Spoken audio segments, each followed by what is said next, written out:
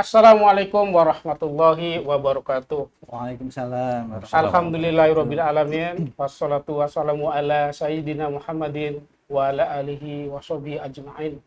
Allahumma sholli ala sayyidina Muhammad wa ala ali sayyidina Muhammad. Apa kabar pemirsa TVNU?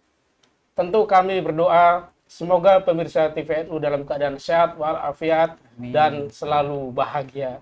Dan jangan lupa kami menghimbau selalu taat pada protokol kesehatan dimanapun aktivitas Anda berada. Jumpa lagi bersama saya Muhammad Saifullah dalam program podcast TVNU yang selalu mengangkat tema-tema menarik dan luar biasa. Dan kali ini kita akan mengangkat tema pembelajaran di madrasah di era COVID-19. Pemirsa TVNU yang berbahagia, sejak terjadinya pandemi COVID-19, hampir 2 tahun belakangan ini, pembelajaran di sekolah, di madrasah, sekolah umum, dilakukan secara daring atau pembelajaran jarak jauh. Tentu ini banyak menyisakan masalah. Murid belajar sendiri, tanpa teman.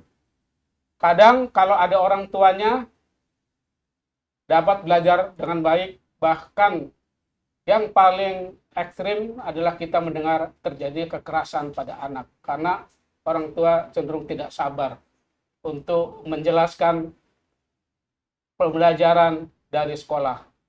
Termasuk juga para guru, dan bagaimana metode-metode pembelajaran jarak jauh ini sangat menjadi masalah. Beberapa belakangan ini ketika pandemi COVID mulai melandai, mulai terkendali, pemerintah sudah mulai membuka pembelajaran tatap muka secara bertahap. Nah, dalam kesiapan khususnya di madrasah, Kementerian Agama melalui Puslitbang Kementerian Agama melakukan penelitian atau survei online tentang kesiapan madrasah dalam memulai pembelajaran tatap muka. Nah, telah hadir di studio TVNU dua narasumber yang luar biasa. Yang pertama adalah Dr. Optik Abdurrahman Taufik. Assalamualaikum, Pak. Waalaikumsalam. Sehat, Pak, kabarnya? Alhamdulillah. Beliau adalah peneliti Puslitbang Pendidikan Agama dan Keagamaan Kementerian Republik Indonesia. Yang kedua adalah Arianto Ogi. Assalamualaikum, Pak Arianto. Waalaikumsalam warahmatullahi wabarakatuh. Beliau adalah Sekretaris Lembaga Pendidikan Ma'arif PBNU. Nah, semoga narasumber kita sehat walafiat. Amin. Pak Taufik, apa dari hasil penelitian Pak Taufik dalam rangka kesiapan khususnya madrasah atau sekolah-sekolah di bawah naungan Kementerian Agama? Apa urgensinya terhadap penelitian ini dan apa hasilnya dari penelitian kesiapan pembelajaran tatap muka ini? Silakan Pak Taufik menjelaskan. Oke, baik, terima kasih Pak Saiful. Jadi secara kronologi saya mau menjelaskan sedikit tentang penelitian yang dilakukan oleh tim dari Puslitbang, Pusat Penelitian dan Pengembangan Pendidikan Agama dan Keagamaan Kementerian Agama. Yang pertama, kita sudah melakukan penelitian tentang kesiapan atau implementasi pembelajaran di rumah, di mana kita tahu bahwa pembelajaran di rumah itu atau BDR atau istilahnya PJJ juga dilakukan kan pada awal Maret 2020 gitu ya. Nah, sebulan kemudian Direktorat Pendis sudah melakukan penelitian berkenaan dengan aplikasi apa yang guru gunakan untuk memantau siswa atau untuk mentransfer ilmu atau seperti pelajaran yang dia sampaikan di tatap muka, tapi dengan menggunakan teknologi jarak jauh. Nah, waktu itu Direktorat Pendis menemukan bahwa kebanyakan dia menggunakan aplikasi atau platform WA Group, WA Group. Dan menariknya itu hanya berbentuk penugasan. Kemudian 1 bulan kemudian kita meneliti tentang bagaimana sebenarnya implementasinya itu, karena kita juga untuk memberikan respon cepat berkenaan dengan isu-isu aktual yang pada saat itu berkembang, yaitu belajar dari rumah. Kita menemukan bahwa banyak kendala yang dihadapi, diantaranya memang terutama di madrasah sarana dan prasarana itu terbatas sehingga pembelajaran itu tidak berlangsung cukup efektif. Yang kedua, pengawasan atau partisipasi orang tua terhadap anak di rumah itu hampir 50% lebih itu dia kadang-kadang mendampingi dalam pembelajaran di rumah gitu. Kemudian juga selanjutnya anak juga minat terhadap pembelajaran daring itu 2 bulan belakangan itu menerima semua materi pelajaran karena waktu itu kan karena sudah mulai memasuki masa ujian di akhir Maret, April, Mei itu di semester genap tentunya ya. Nah, itu mereka tidak menyerap secara keseluruhan materi pelajaran walaupun di pelajaran itu diterima, tetapi mereka tidak bisa menjadikan pelajaran itu sebagai materi yang menarik bagi mereka karena mungkin juga bisa jadi faktor psikologis. Nah, maka dari itu kami merekomendasikan dari Puslitbang Pemda untuk diadakan yang disebut waktu itu private classroom. Artinya pembelajaran yang di sekolah itu bisa diajarkan atau bisa dikerjakan di rumah.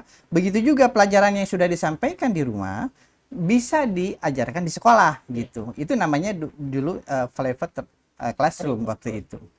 Nah, kemudian memasuki semester awal tahun ajaran 2020-2021 ada SKB 4 menteri berkenaan dengan proses penyelenggaraan PTM gitu.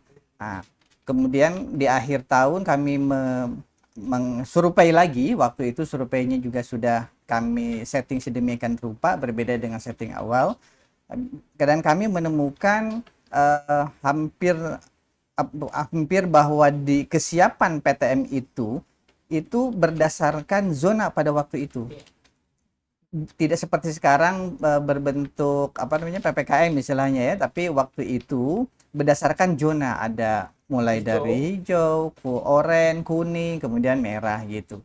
Nah, madrasah yang kami survei itu sekitar berjumlah 60.000 madrasah di seluruh Indonesia yang terdiri dari MI, kemudian madrasah sanawiyah, madrasah aliyah, di mana responnya adalah kepala madrasah itu memberikan penilaian bahwa madrasah itu sebenarnya belum siap untuk melakukan PTM karena sarana prasarana protokol kesehatan sesuai dengan SKB itu tidak terpenuhi atau sulit terpenuhi. Misalnya saja, jarang sekali madrasah itu mempunyai termogan sebagai alat utama ketika mereka masuk ke sekolah itu.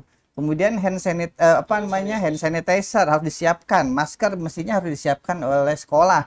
Kemudian juga cuci tangan harus disiapkan juga oleh sekolah, oleh staf dan lain sebagainya itu. Dan yang terpenting juga adalah rekomendasi dari kepala daerah sebagai ketua gugus tugas waktu itu.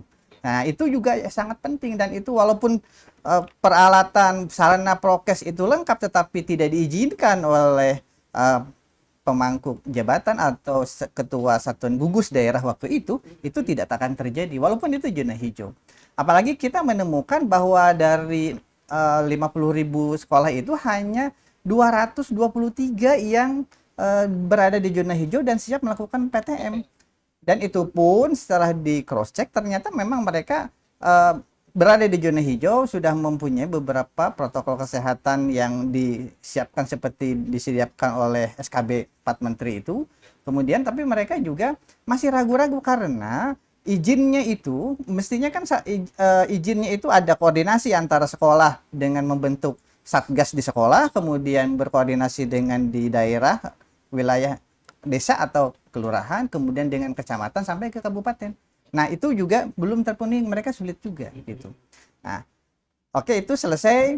Kita merekomendasikan bahwa PTM madrasah itu pada intinya kita belum siap gitu. Kita merekomendasikan kepada unit teknis, dalam hal ini Direktorat Pendidikan Madrasah, untuk bahwa PTM itu kita belum siap, mesti diajarkan kepada atau dilatih guru-guru dan kepala madrasah untuk menguasai penguasaan ilmu teknologi komunikasi, bagaimana cara mentransfer menggunakan alat teknologi pembelajaran jarak jauh. Yang terakhir, nah itu Kemudian yang terakhir kami melakukan penelitian berkenaan dengan kontinuitas. Ternyata setelah kami melakukan survei juga kan survei-survei yang lain itu sudah melakukan juga bagaimana psikologis terganggu, bagaimana ada learning loss, bagaimana ada misalnya keluhan-keluhan ketidakmampuan orang tua menyiapkan kuota, apalagi sarana prasarana dan yang lain-lain itu. Nah, itu secara psikologis intinya mereka tidak siap untuk melakukan pembelajaran jarak jauh, maka didorong untuk segera tatap muka. Nah, ternyata tatap muka pun karena susah juga dilakukan, maka itu dengan protokol kesehatan yang begitu ketat pun wilayah Indonesia itu dilanda pandemi yang hebat juga, sehingga PTM itu melambat lagi gitu, melambat lagi. Kemudian maka apalagi kemarin September itu full kita itu kan kalau yang bekerja di kantor itu sebulan itu hampir WFH itu semua ya, bulan September kalau tidak salah itu. Nah kemarin bulan Agustus kita juga melakukan apakah sebenarnya pembelajaran yang 2 tahun dilakukan di rumah itu terjadi dengan baik apa tidak. Maka kita mensurvei lagi kontinuitas pembelajaran di madrasah, khususnya di madrasah aliyah. Karena madrasah aliyah itu siswanya sudah berusia yang remaja dan dianggap bisa mandiri untuk melakukan pembelajaran di rumah gitu. Tetapi hasilnya lagi-lagi bahwa kesiapan mereka di rumah pun tidak bisa berjalan efektif dan maksimal. Karena itu tadi, di samping ada keterbatasan sarana prasarana, juga memang mereka itu ada beban psikologis untuk segera ketemu dengan teman-temannya, kemudian melakukan tatap muka, dan ada mungkin sedikit rindu kebersamaan secara tatap muka. Begitu. Sehingga kita memang merekomendasikan bahwa koordinasi antara Kementerian Agama dengan wilayah setempat untuk melakukan hal-hal yang dianggap perlu pembelajaran tatap rumah itu secara tatap muka itu secara terbatas segera dilakukan gitu. Kemudian juga yang terpenting adalah kalaupun itu dilakukan secara daring atau jarak jauh, bagaimana kita memfasilitasi mereka untuk diberikan kuota misalnya internet, dan itu sudah diakomodir dalam BOS juga kan ada. Cuman masalahnya itu kan terbatas. Sedangkan pembelajaran dilakukan tiap hari, kuota itu hanya terbatas untuk berapa hari gitu. Baru 5 hari sudah habis. Sudah habis gitu. Nah, itu kan problem utama. Ya, tapi kan pemerintah juga memang punya regulasi, punya peraturan, dan ketersediaan dana juga yang mungkin terbatas juga begitu.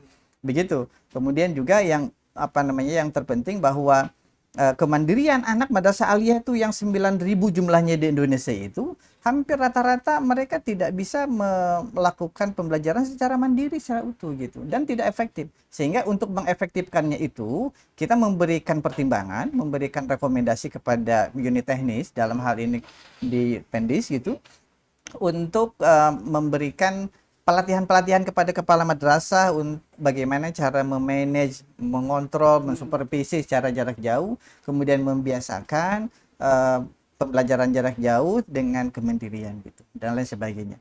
Yang menarik adalah bahwa kita itu kan banyak penelitian yang mengatakan bahwa selama kurun 2 tahun ini pembelajaran itu kan ada semacam learning loss gitu.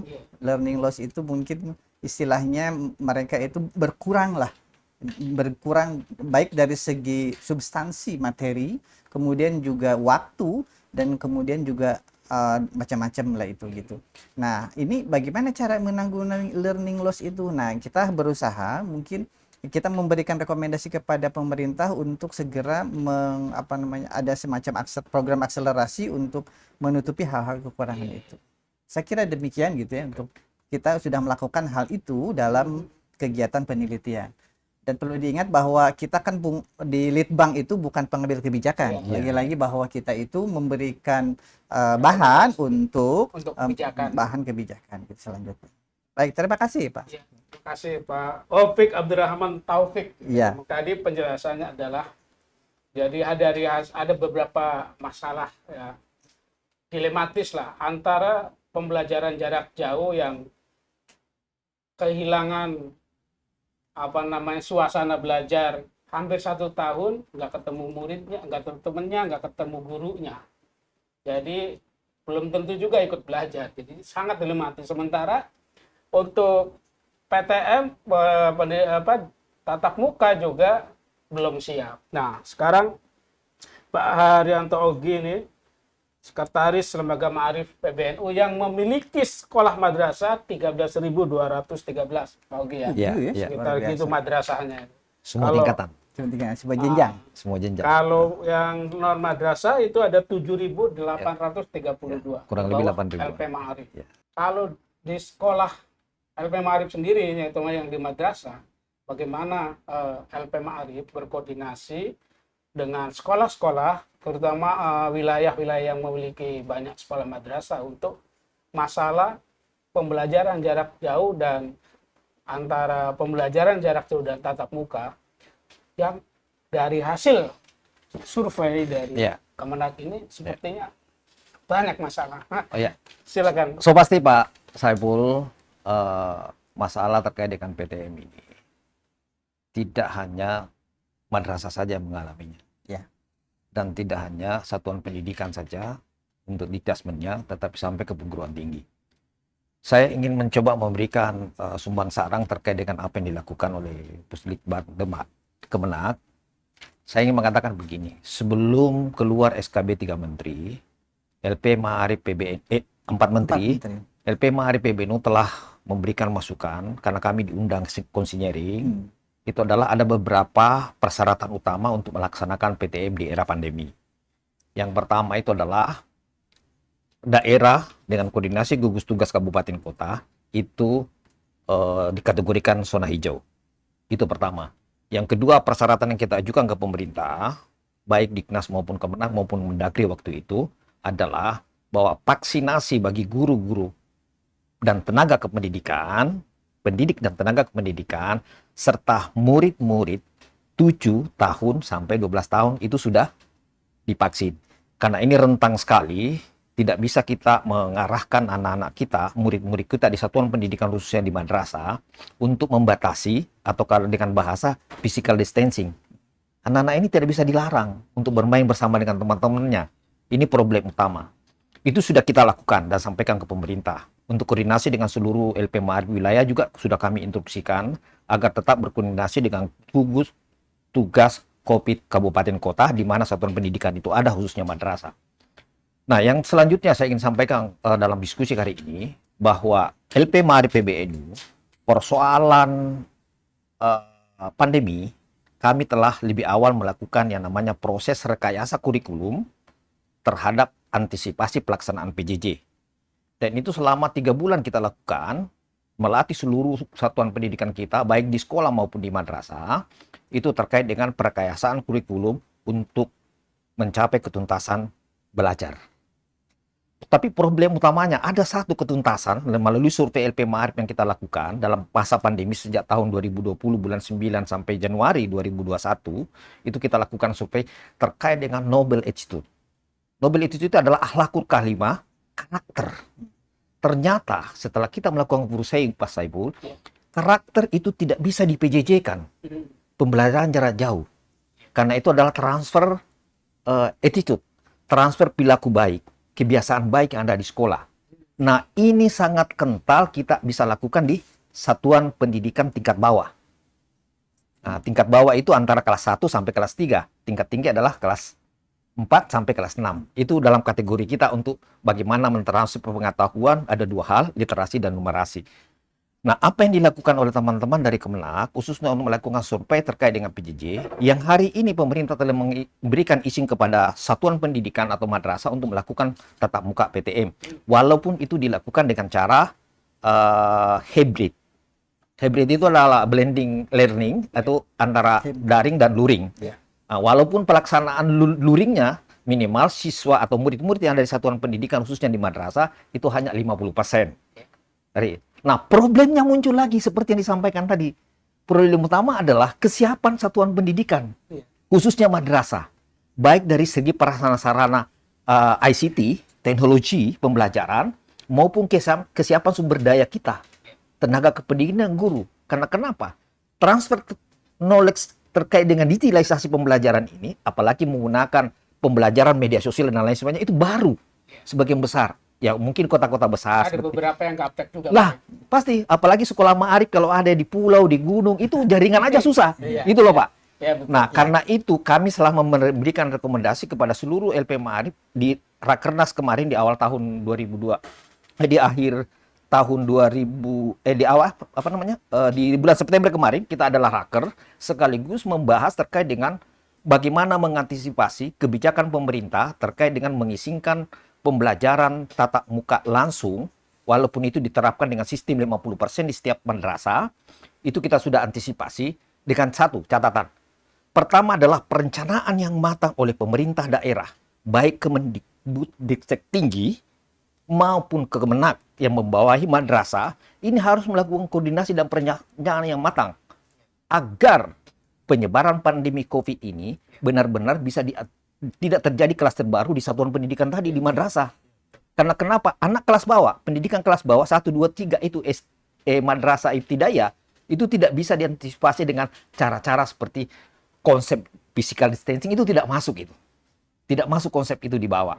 Karena itulah masalah utama yang perlu dibijaksanai oleh Kementerian Agama sehingga dalam PTM ini benar-benar membantu khususnya satuan pendidikan swasta. Negeri pun terseok-seok loh. Ya. Dalam hal melaksanakan PTM dengan protokol kesehatan. Oleh karena itu protokol kesehatan, prokes pembelajaran di dalam PTM, khususnya KBM ini, kegiatan belajar-mengajar di madrasah ini harus betul-betul terencana dengan baik. Dan ada controlling dari dinas ataukah Kementerian Agama terkait dengan prokes tadi. Nah, ini problem utama. Tetapi kita LP Ma'arif selalu menjaga. Karena ada beberapa satuan pendidikan kita dengan konsep prokes yang menggunakan basis kemampuan lokalnya. Nah, bahkan kalau dulu di masyarakat kita menggunakan gentong untuk cuci tangan atau cuci kaki. Tidak perlu harus wastafel. Nah, pakai ciduk iya. Pakai gayung dan lain sebagainya.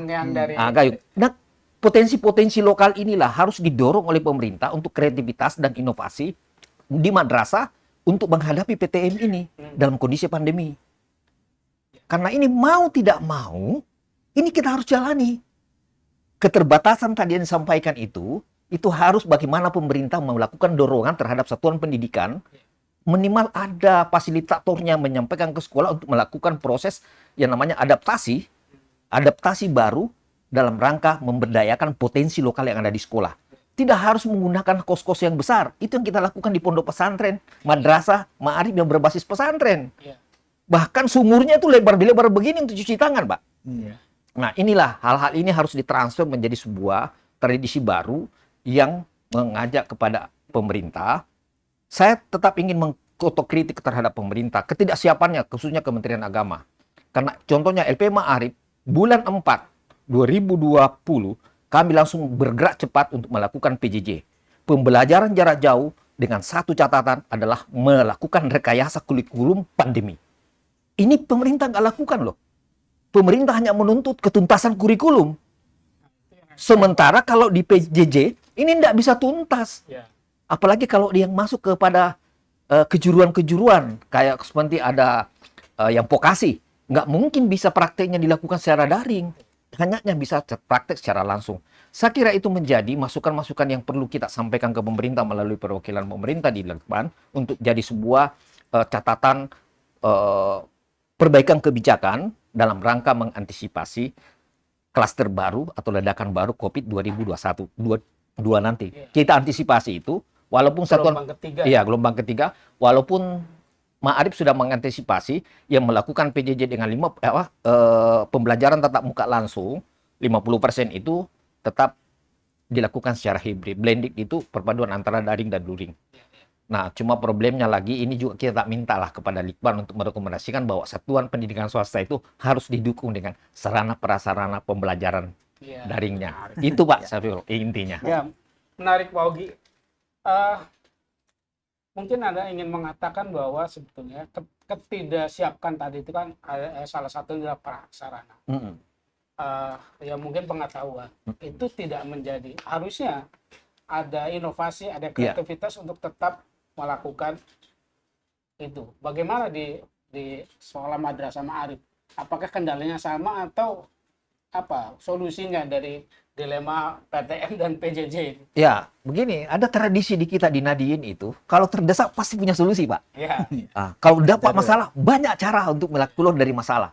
Nah, contohnya di satuan pendidikan kita. Makanya kemarin ada beberapa satuan pendidikan khususnya di Jawa Timur dan di luar Jawa yang tidak kategori hijau dan sudah masuk kategori hijau, langsung melakukan tatap muka bersama, tetapi dengan cara prokes sesuai dengan standar lokalnya. Iya. Tidak harus terpaku dalam Dari aturan dari SK 4 Menteri itu kan. iya, tidak harus Tidak terjebak saklek ya, untuk tidak saklek itu. pada itu, tapi itu bisa diinovasi, diinterpretasi untuk transport baru dengan yang penting adalah kayak contoh penjaga jarak.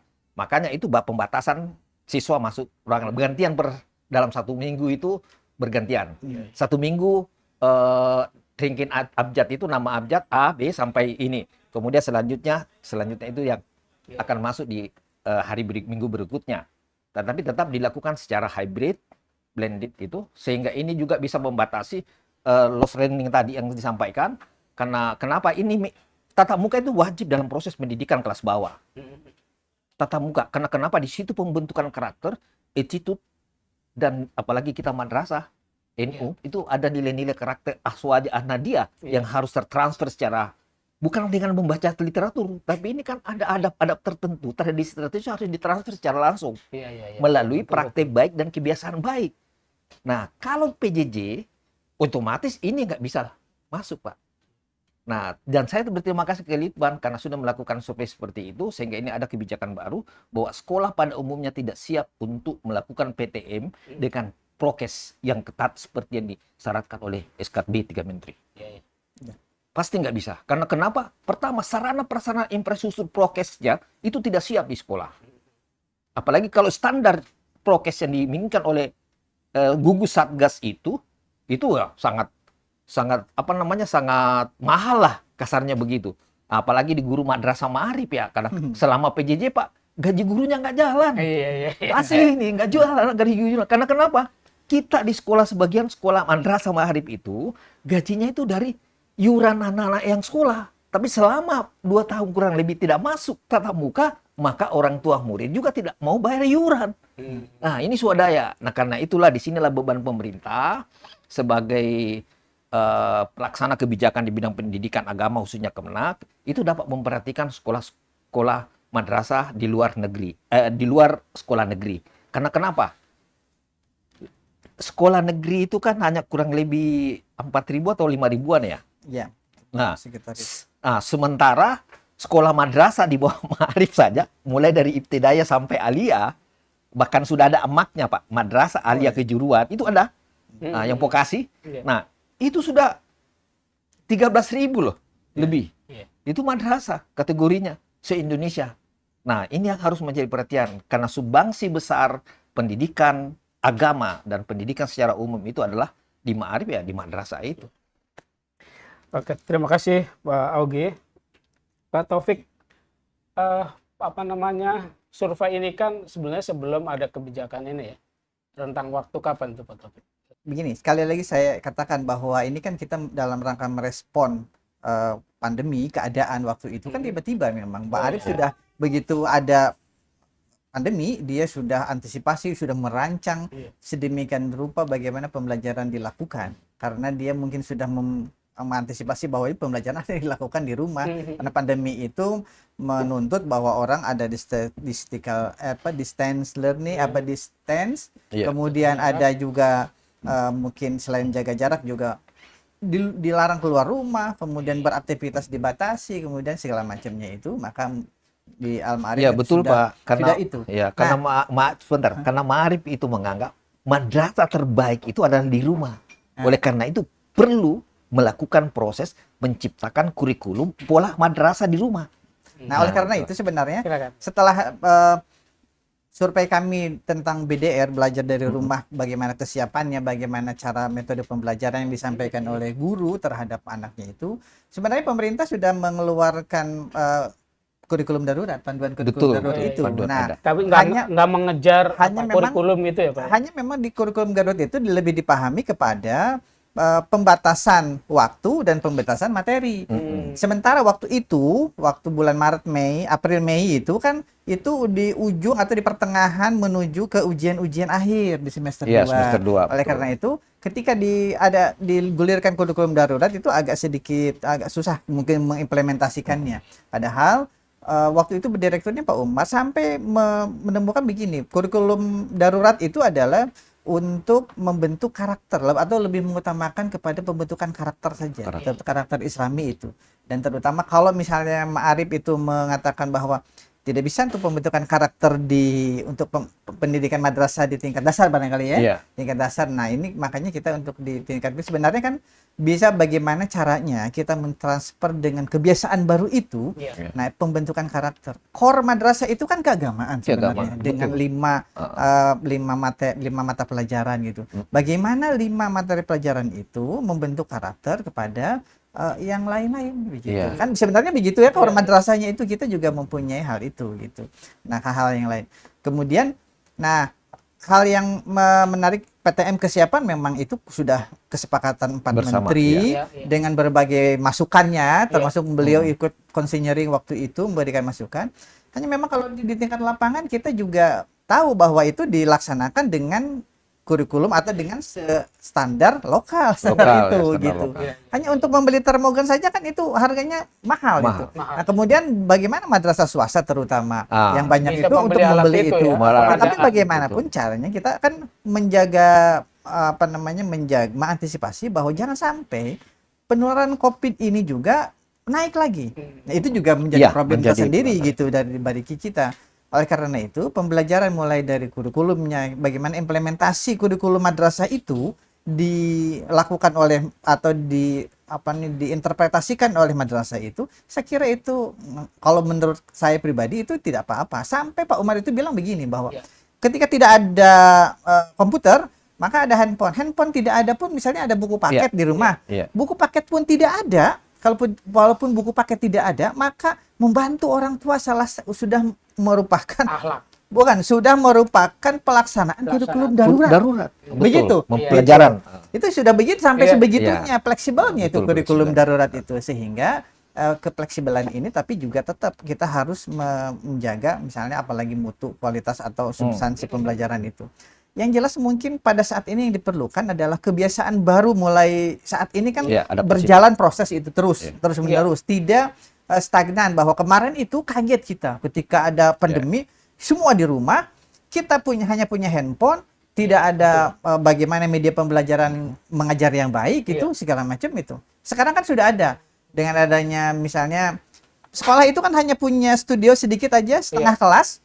Model mungkin studio ini, kemudian dia hanya modal awal aja, dia bisa menggunakan StreamYard, Webex segala macam itu. Guru mau menerangkan, anaknya mau hanya masalahnya itu kembali lagi bahwa ada pembentukan karakter yang memang salah satunya tidak bisa dibentuk secara jarak jauh. Itu kesulitan juga dari kita itu. Kemarin kita Puslitbang Pemda bidang RA dan madrasah itu kami sudah menghimpun ada beberapa pengalaman guru madrasah dalam membentuk karakter pihak pembelajaran jarak jauh. Insya Allah nanti kita launching tanggal 22 di Hari Santri di bidang madrasah itu. Jadi ada menyemai karakter pendidikan karakter madrasah dengan pengalaman pembelajaran jarak jauh. Itu nanti insya Allah kita akan ada sudah kita itu. Cuman kita hanya ada 50 pengalaman dari guru madrasah bagaimana dia membentuk. Dan kebanyakan kalau dilihat itu memang pembentukan karakter itu hanya disiplin, tanggung jawab begitu. Bahwa disiplin itu seperti misalnya ketika belajar online menggunakan aplikasi atau platform Zoom, maka kamera jangan dimatikan.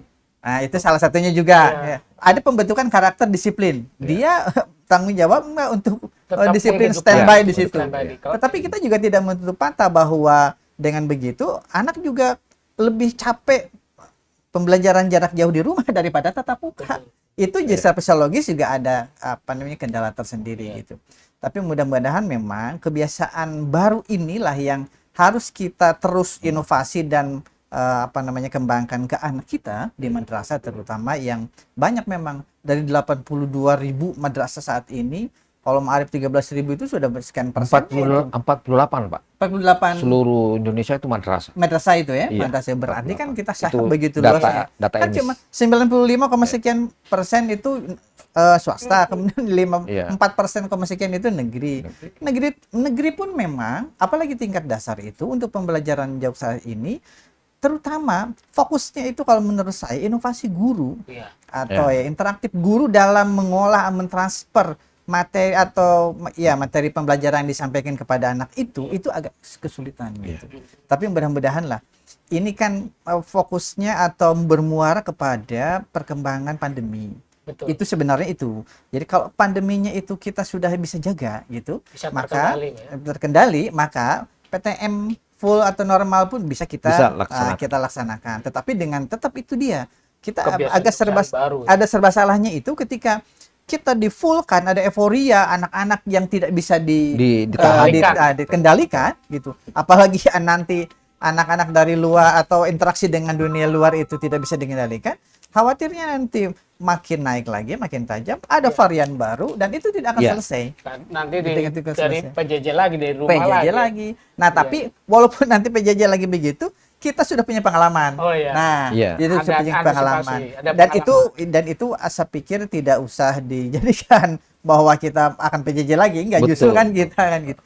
Hanya memang dari COVID ini tentang pembelajaran itu ada hikmahnya juga bahwa ada pembelajaran digital yang kita saat ini tidak menjadi barang yang mahal lagi. Dengan handphone anak-anak sudah bisa mengoperasionalkannya. Kemudian dengan keterbatasan sarana prasarana mereka sudah tidak tabu atau tidak dia sudah melek teknologi gitu.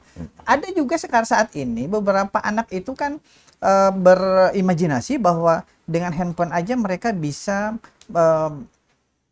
membuat orang tuh menjadi happy, kemudian orang mendapatkan cuan. Kalau saat ini bahasanya begitu kan, dengan handphone aja. Nah, anak-anak itu ada terinspirasi bahwa hanya dengan handphone, dengan kata-katik mereka menginspirasi untuk membuat sebuah membuat sebuah hal-hal yang bagi mereka belajar mandiri, kemudian juga mereka bisa membuat konten-konten yang bermanfaat bagi mereka, khususnya kalau aplikasi platform-platform yang sekarang kayak model TikTok, kemudian kan dilaksanakan juga oleh anak-anak kecil kan, tidak terkecuali juga siswa madrasah itu. Walaupun sesi negatifnya itu ada juga gitu. banyak. Ya, banyak main gamenya malah daripada belajar. Mending kalau main game aja, tetapi kan banyak konten-konten yang belum saatnya mereka kuasai atau mereka itu misi itu yang kita perlu waspadai. Kemudian juga satu sisi juga orang tua itu, nah ini orang tua itu dalam mengawasi konten anak, dalam mengawasi konten ya bagaimana Pelajaran anak itu itu mesti tetap kita kontrol, karena bagaimanapun peran orang tua dalam mengontrol kebiasaan anak bermain game yang dulu kita selalu larang, tapi karena kita karena pandemi anak itu banyak 1000 alasan. Oh, ini karena mengerjakan tugas di handphonenya. Nah, kita kan tidak tahu karena waktu orang tua juga terbatas. Segala macamnya itu perlu kita koordinasikan atau perlu kita lanjutkan itu terus. Tapi itu tadi Pak, kelemahannya memang bahkan ada beberapa kan kekerasan terhadap anak kan. Ini karena nggak paham gitu loh ya. Terus juga ada orang tua yang kedua orang tuanya bekerja. Anak di rumah gitu ya, sama pembantu bahkan mungkin ini. Cuma itu juga dampak negatif dari PJJ itu. Bahkan ya itu tadi karakternya malah tambah lebih rusak, bahkan mengabaikan. Kalau ditanya, nah itu gimana tuh Pak dengan kondisi seperti ini? Ya, lagi-lagi memang, tetapi begini harus kita cross check juga ya. Banyak orang tua yang misalnya bukan kekerasan, itu hanya sebagai konten saja. Justru itu dijadikan konten bahwa supaya ada viral. Dengan viral begitu mereka mendapatkan simpati dari masyarakat, dia bisa jadi terkenal. Kasuistik memang. Kasuistik itu. Tetapi memang kalau misalnya ada emosi yang tidak terkendali dalam mendidik anak karena anak selalu valid itu mungkin pelajaran juga kalau bagi orang tua yang sadar bahwa mendidik anak itu kan tidak gampang. Tidak sepenuhnya harus diserahkan kepada di sekolah, kepada guru di sekolah. Bahkan kalau Ma'arif tadi sebenarnya pembelajaran di rumah itu adalah Madrasatul Ula ya. Iya. Begitu. Tetapi kan untuk tingkat berapa itu? Tingkat dasar, Dasar, misalnya PAUD sampai MI, tapi kan untuk MTS juga perlu perkembangan dengan dunia luar gitu. Nah, untuk mencegah hal ini memang sekarang kontrolnya harus lebih ketat itu dengan digital juga kan kita perlu. Nah, orang tua Iya. juga lagi-lagi perlu Harus melek digital. Nah, melek Harus digital. melek digital. Bagaimana misalnya menyembunyikan atau menonaktifkan hal-hal yang tidak perlu bagi mereka, itu mereka orang tua juga Harus tuntut tahu, untuk harus tahu gitu. Iya. Tetapi lagi-lagi gitu, kebanyakan kita itu keterbatasan waktu untuk mengontrol hal itu menjadi problem tersendiri, sehingga yang menjadi muara kekerasan di rumah itu adalah kembali lagi bahwa ini tidak terjadi PTM di sekolah. Maka ini sebenarnya kan tidak Iya. begitu. Iya, Padahal iya, tidak betul, selamanya itu gitu. Padahal tidak selamanya bahwa pembelajaran di rumah itu kurang bagus. Kan sekarang dari dulu sudah ada, misalnya ada kelas ya, di rumah itu model Privat. homeschooling. Ya, homeschooling. Mereka lebih lebih elegan dan lebih mempunyai. Tapi kan itu kalau bagus. homeschooling gurunya datang, Pak, Ya, di sekolah. Kalau ini kan gurunya tetap jarak jauh, bahkan gurunya juga mungkin kurang melek teknologi dan masih tetap mengacu pada kurikulum, mengejar pembelajaran kurikulum itu, sehingga kadang tugasnya anak banyak sekali, guru ini ngasih jam ini. ya. Jadi memindahkan ruang kelas pada ruang aplikasi WA, itu yang mungkin yang sejauh ini saya rasakan, anak-anak itu belajar hanya pindah dari ruang Tatap muka, ini ya. tatap muka Ruang kelas, di ya. ruang maya WA gitu. Itu juga saya kira jadi kendala tuh Pak Taufik. Iya. Ya, kalau sebenarnya memang intinya bahwa pembelajaran saat ini dalam proses menuju kebiasaan baru. Jadi kebiasaan baru itu kita bisa ada model blended dengan hybridnya.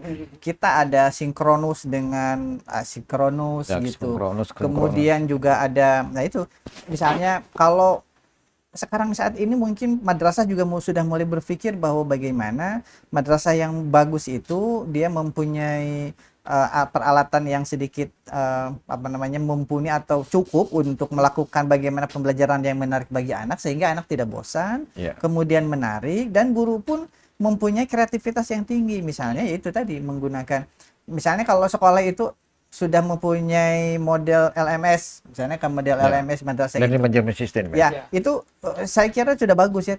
Bagaimana kalau madrasah itu menerapkan itu? Walaupun Ya, itu ya. memang terbatas, hanya madrasah tertentu saja. Apalagi kalau madrasah swasta tentu memerlukan dukungan-dukungan dari yayasan yang kuat gitu.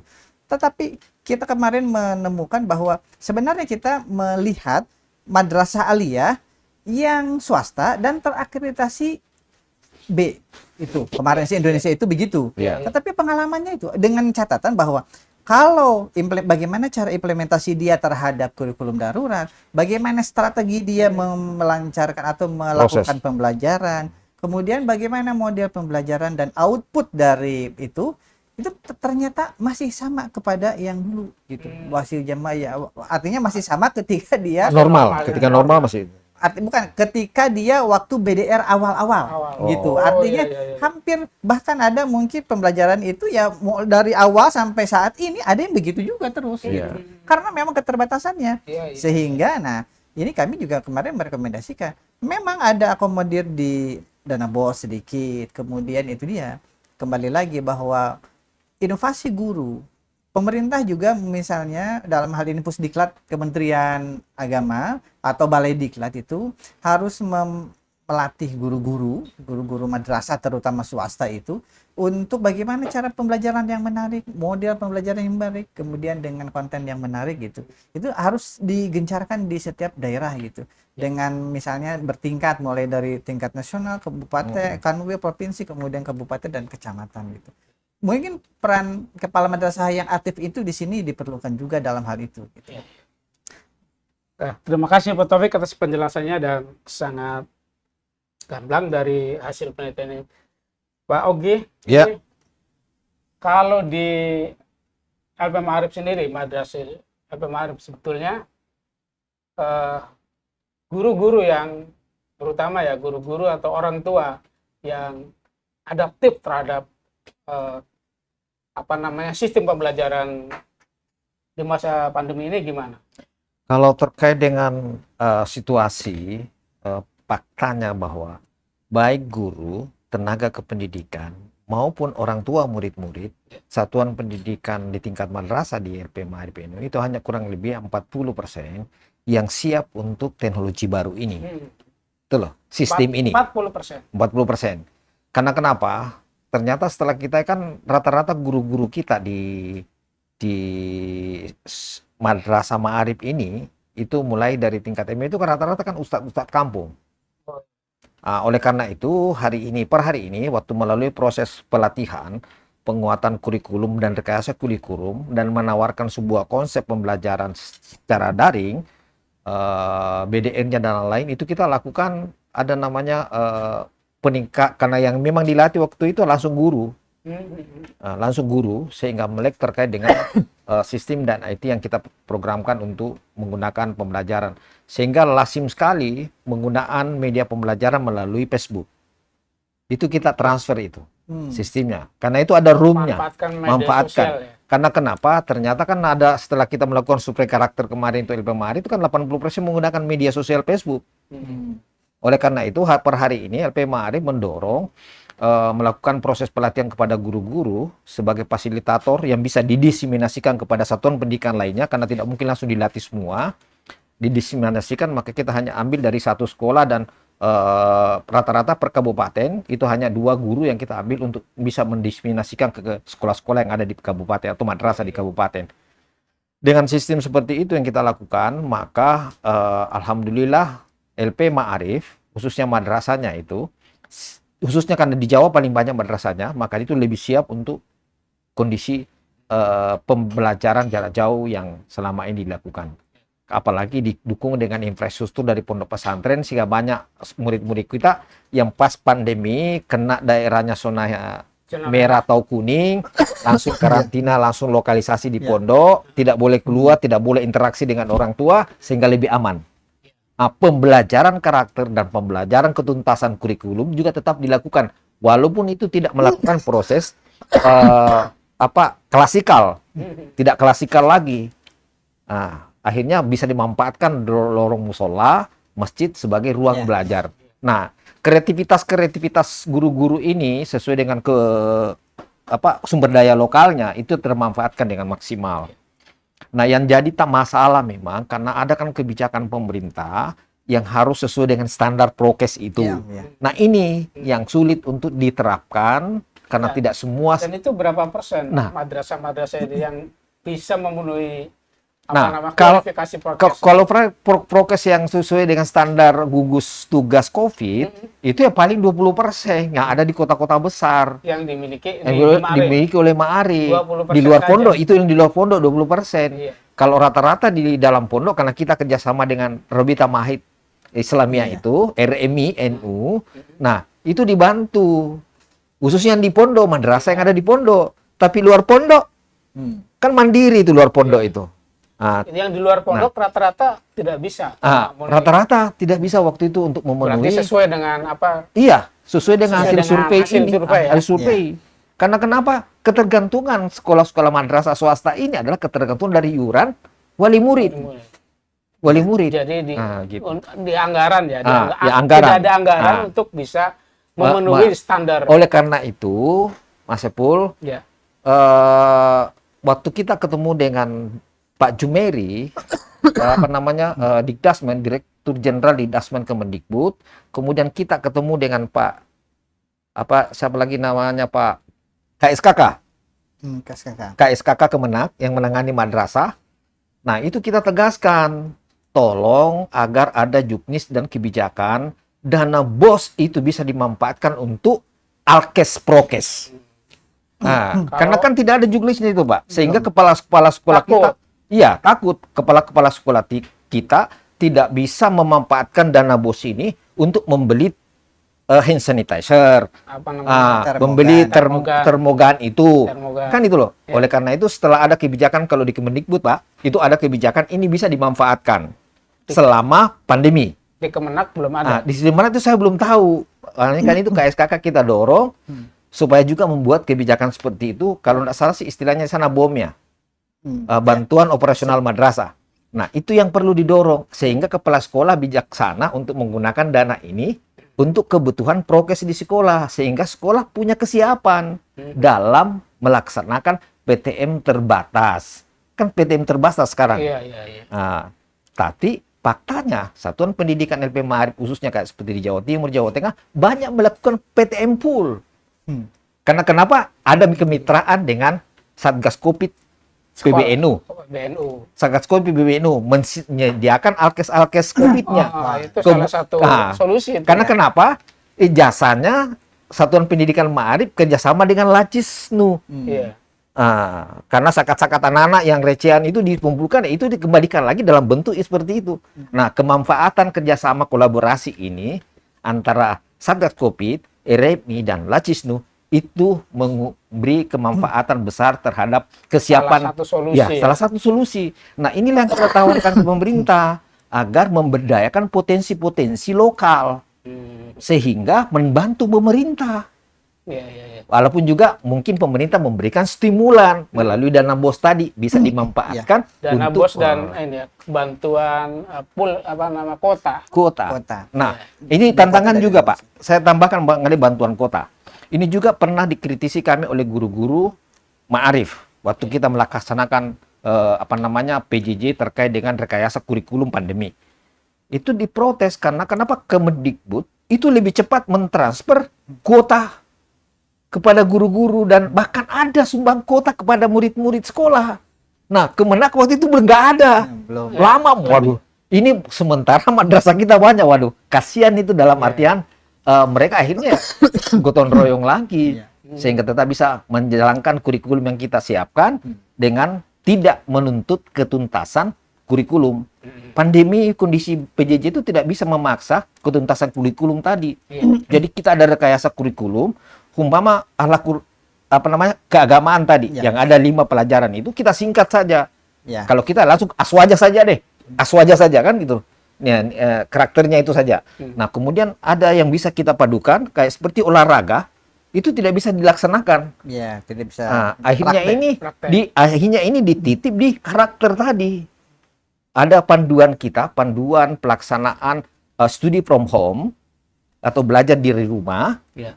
Belajar dari rumah itu kita punya panduan yang kita share seluruh satuan pendidikan. Itu pertama anak-anak harus bangun sholat subuh. Nah, kemudian membantu ibunya di rumah, menyapu atau apa. Itu adalah bagian ilmu olahraga. Kayak karakter itu loh. Nah, karena di situ kan pagi-pagi. Kemudian habis itu kalau wajib bisa melaksanakan sarapan pagi dengan orang tua bersama-sama, Sholat duha, gitu loh kita. Itu karakternya. nyapu. Nah, itu Olahraga. perubahan rekayasa Cuci kurikulum. piring, Nah, segala cuci macam piring ya. itu pengganti olahraga. Ganti olahraga. Nah, bisa ini- bisa Kontrolnya gimana itu?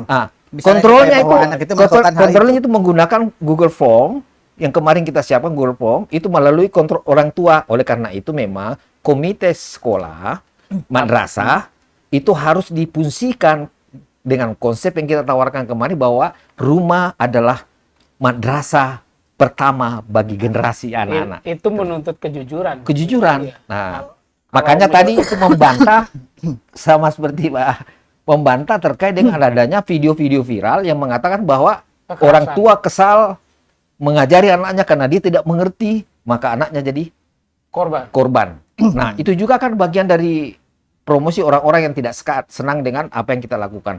Sebenarnya faktanya tidak demikian. Bagi orang tua yang paham kondisi ini bahkan melarang anaknya ke sekolah loh. Walaupun kami sudah pernah buka 50%, melarang anaknya ke sekolah karena kan kehati-hatian, kekhawatiran. Nah, ini juga fakta tapi tidak dipublish ya kayak gini-gini. Yang justru yang punya kekerasan dan lain sebagainya itu yang dipublish. Makanya juga itu harus bijak memanfaatkan media sosial. Itulah yang kita dorong Ma'arif. Bagaimana LP Ma'arif guru-gurunya kreatif, inovatif menggunakan media sosial sebagai media pembelajaran alternatif. Oke. Terima kasih Pak Oge. Pak Taufik, pertanyaan lainnya adalah tadi kan hasil surveinya tidak siap. Iya. Sementara PTM kan kayaknya sudah ada ya bosan di rumah dan ada penuntutan tatap muka ini. Jadi gimana di antara dilema ini, Pak? Ya. Taufik nih. Survei kita itu kan dilakukan pada tanggal 16 sampai 20 Desember 2020. 20. Artinya mereka, ketidaksiapan mereka itu waktu itu Waktu itu. mulai bulan awal tahun ajaran baru Juli, Iya. Juli sampai November itu kan mereka belum siap apa-apa. Ketika kita memberikan survei itu, yang jelas otomatis mereka kesiapannya kurang begitu lengkap. Nah, itu sebenarnya begitu. Nah, pada saat ini kan lain. Dulu itu zonasi itu menjadi hal yang utama dan disorot oleh berbagai pihak bahwa di zonasi hijau lah yang boleh melakukan PTM, plus itu pun harus lengkap prokesnya dan dapat izin. Tetapi kalau sekarang kan bukan euforia ya, begitu kasus COVID melandai, kemudian ada terkendali, anak-anak juga sudah biasa, ada kebiasaan baru, kemudian itu ini yang menarik. Di pesantren itu mulai Desember itu mereka tetap muka full. Dan tidak hanya di Amarip aja, tapi mungkin di beberapa pesantren yang lain itu begitu. Madrasah yang berbasis pesantren rata-rata full karena alasan mereka bahwa dia tidak kemana-mana. Ya, gurunya juga tidak kemana-mana. Tidak berinteraksi dengan orang luar. Orang luar juga tidak berinteraksi dengan kita dengan catatan bahwa tidak boleh ditengok karena orang tua kan otomatis dari luar. Nah, mereka rata-rata untuk pesantren ini melakukan PTM itu semenjak Januari 2021 sudah melakukan. Betul, sudah melakukan. Jadi bahkan Desember awal itu ujian itu sudah kita langsung offline gitu. Artinya bahwa tetapi itu bahwa COVID itu sudah melandai, kemudian mereka sudah biasa mendisiplinkan dengan kebiasaan baru seperti menjaga jarak, cuci tangan, bahwa dia paham itu apa COVID gitu, itu sudah mereka paham gitu. Nah, ini juga ada sebuah kemajuan tersendiri, mindset anak-anak itu sudah tahu bahwa seperti apa COVID itu dilakukan gitu. Nah, ini juga. Kemudian nah itu dia. Bagi madrasah yang tidak berbasis pesantren yang kita kemarin survei tentang bagaimana kontinuitas pembelajaran di madrasah era pandemi ini. Sebenarnya kita pasca pandemi, tapi kan karena pandemi itu tidak tahu kapan selesainya, jadi kita tidak ada pasca. Kontinuitas pembelajaran di masa pandemi. Di masa pandemi. Karena masih berlangsung di Indonesia. Iya. Itu menariknya adalah bahwa di pesantren, madrasah yang berbasis pesantren melakukan PTM full, tetapi kemudian bagi madrasah yang reguler yang biasa aja, yang banyak sekali itu pembelajarannya kembali ke masa yang 2020, artinya pembelajaran ya seadanya, tetapi dengan model-model beberapa penugasan yang cukup kreatif lah saat ini. Hanya memang beberapa ditemukan kasus bahwa sekolah itu tidak ada, tetapi anehnya mall dibuka sekian persen, kemudian pasar dibuka gitu. Itu menjadi kendala. Ini juga menjadi pertanyaan. Anak-anak sekolah itu memang sangat hati-hati karena takut menjadi klaster baru, kemudian mungkin pemerintah itu ingin meminimalisir klaster sekolah, tetapi dia mestinya kerjasama dengan yang di luar itu. Kita sudah SKB 4 menteri, tetapi SKB dengan Menparekraf gitu, kemudian dengan apa itu tidak terjadi koordinasi yang atau sinergis yang kuat gitu. Nah, ini juga menjadi problem tersendiri bagi sekolah reguler. Tetapi pada saat ini, mungkin 1 bulan terakhir ini, walaupun PTM terbatas, tetapi pada kenyataannya di lapangan itu saya lihat itu beberapa sekolah sudah full mereka. Kita juga demikian. Artinya Pak, survei yang Bapak lakukan, Puslitbang lakukan di Desember ini, saat ini apa bisa dikatakan sudah tidak relevan lagi?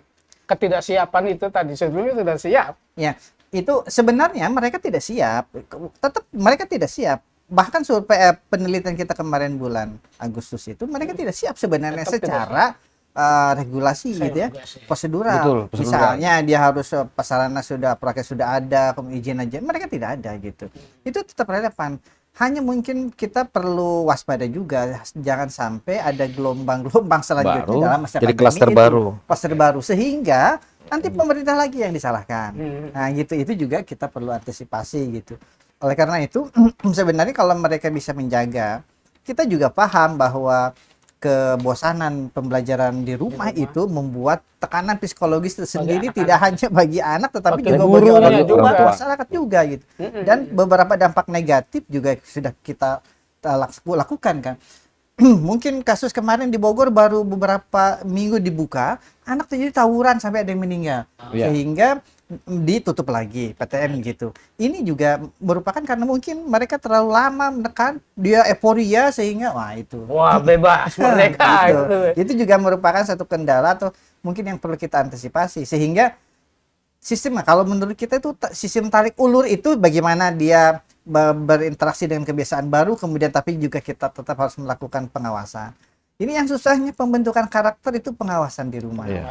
Nah, kalau misalnya Ma'arif tadi menggunakan Google Form yang mengisi nanti orang tuanya, kan kalau beberapa sekolah kan ada juga mempunyai buku konsultasi itu yang diisi juga Iya, oleh betul. orang tua. Orang tua. Tapi itu kan tetap menjadi tanda tanya karena jangan-jangan orang tua supaya kasihan, supaya dapat nilai bagus, ya sudah surat berjamaah iya, kemudian membantu orang tua iya gitu. Nah ini Orang juga tua, kan, iya, ini iya mengaji. Hal itu kembali kepada gurunya. Guru setiap mata pelajaran itu melakukan juga komunikasi intens dengan orang tua murid. Iya, intinya. Nah, bahkan ada beberapa guru kayak seperti di Jawa Tengah, Jawa Timur, di Jogja, justru itu mendatangi rumah-rumah murid dalam waktu-waktu tertentu. Oke. nah itu Nah, luring ini ya itu jadi sistem. itu Jadi ada kasus begini malah. Karena jarak jauh, anak tidak mengerjakan tugas, lalu gurunya merasa tersinggung karena tugasnya diabaikan, langsung dikasih SP. Surat peringatan bahwa kalau tidak mengerjakan tugas lagi akan dikeluarkan dari sekolah. Nah, dalam kasus ini gimana itu? Itu dia kembali sebenarnya Gurunya. begini. Yang pertama, kepala sekolah sebagai manajer itu dituntut untuk bisa bagaimana memanage dengan baik kebiasaan baru ini. Misalnya, untuk anak yang berarti yang divaksin itu usia anak berapa? 17, Enggak, 13 ke 7, atas. 13 ya? 13 ke atas. Artinya itu anak Tapi kita minta sanawiyah, ke 7. model madrasah Iya. sanawiyah dan Iya. aliyah. Alia. Nah, tidak semua madrasah sanawiyah dan aliyah itu gampang divaksin gitu, tapi memang Iya. karena keterbatasan juga. Tetapi kalau kepala madrasahnya ini yang kreatif, dia bisa mendekati puskesmas kerjasama, kemudian atau ada lembaga lain yang menyelenggarakan kan itu dengan cepat gitu di sekolahnya itu tidak hanya guru, sekolahnya juga. Iya. Itu ke madrasah. Iya. Kemudian gurunya. Ini yang menjadi titik tonggak lagi bahwa harus dipahamkan guru itu bagaimana pembelajaran saat ini. Misalnya implementasi kurikulum darurat dipahamkannya seperti apa, perlu ada kesepakatan bersama di sekolah itu, dikondisikan dengan lingkungan pada saat di mana madrasah itu berada dan kemudian pada saat seperti apa PKM di lingkungan itu juga perlu menjadi pertimbangan. Dan guru itu harus juga kreativitas bagaimana dia juga supaya menarik pembelajaran yang dilakukan secara daring itu supaya anak juga motivasinya menjadi naik. Ini juga menjadi tantangan sendiri saat ini gitu. Tetapi apapun itu, kalau menurut saya pada saat ini yang perlu diperlukan adalah bahwa semuanya harus sinergi dalam pertama menanggulangi COVID ini, harus tahu, kemudian juga kreativitas yang dibutuhkan dengan sarana dan prasarana madrasah yang ada saat ini. Pemirsa TVNU yang berbahagia, kita sudah di penghujung acara, sangat menarik dan hangat diskusi kita tentang PJJ dan PTM. Nah, mungkin ini closing statement Pak Arianto Ogi dulu untuk diskusi kita ini, closing statement mungkin apa yang diharapkan dari mungkin hasil dari pembelajaran di madrasah di era pandemi ini dengan harus di antara PTM, antara PJJ dan prokes segala macam, apa sebetulnya yang harus bagaimana dan menghasilkan anak-anak bangsa yang seperti apa, anak-anak sekolah pembelajaran di era pandemi ini. Silakan. Kalau stigma yang kita atau quote yang kita harapkan itu adalah dalam kondisi hari ini terkait dengan PTM atau KBM, kegiatan belajar mengajar di sekolah, adalah bahwa didiklah anak-anakmu sesuai dengan zamannya. Nah, hari ini adalah peradaban pandemi yang mewariskan terkait dengan kecepatan, adanya teknologi, ICT, dan lain sebagainya. Kemudian ada yang disebut dengan kompetisi, persaingan. Ajarilah dengan cara-cara yang adab seperti hari ini sebagai sebuah kebiasaan baru. Jangan ajarkan anak-anak kita dalam kondisi seperti kita, tetapi ajarkan sesuai dengan zamannya. sehingga kita menciptakan generasi yang bisa melakukan kompetisi ke depan, baik literasinya, numerasinya, skill. Nah, kemudian yang terakhir adalah tumbuhkan semangat kebersamaan, kolaborasi, partnership di antara semua ekosistem pendidikan, sehingga bisa lepas dari kondisi yang kita alami. Harapannya kalau LP Ma'arif adalah perubahan sebuah era itu selalu muncul. Oleh karena itu, kita bagaimana caranya menciptakan tantangan, tapi bukan menjawab tantangan. Saya kira itu yang saya sampaikan dalam forum terhormat ini. Terima kasih Mas Sepul, Mas, atas surveinya. Yang jelas bahwa apa yang kita lakukan selama ini adalah merupakan visi kita untuk menciptakan generasi-generasi yang sesuai dengan generasinya. Karena yang kita ajarkan hari ini adalah generasi Z. Nah, oleh karena itu sesuai zamannya kita berikan pembelajarannya. Makanya pesan terakhir Pak Saiful, saya minta kepada para guru-guru, kepala sekolah yang ada di seluruh Nusantara, bagaimana memanfaatkan media, ICT, teknologi, dan media sosial yang digandrungi anak-anak generasi Z itu sebagai media pembelajaran, sehingga meminimalisasi adanya hoax. Terima kasih. Silakan Pak Taufik. Mungkin ada penelitian berikutnya dalam pembelajaran di madrasah di era pandemi ini. Ya, memang ini yang perlu kita kaji adalah ada learning loss itu yang mungkin perlu kita kaji lebih dalam. Bagaimana cara menutupi bahwa selama 2 semester lah minimal 2 semester kemarin itu ada akselerasi bahwa kita itu bisa menutupi kekurangan kemarin itu. Oleh karena itu, satu hal kalau menurut saya, literasi digital itu adalah sebuah keniscayaan. Keniscayaan harus. Oleh karena itu, tetapi gunakanlah media teknologi itu dengan bijak. Bagaimanapun sisi-sisi positif dan negatifnya itu mesti kita gunakan dengan sangat hati-hati dan sangat bijak. Itu saja saya kira.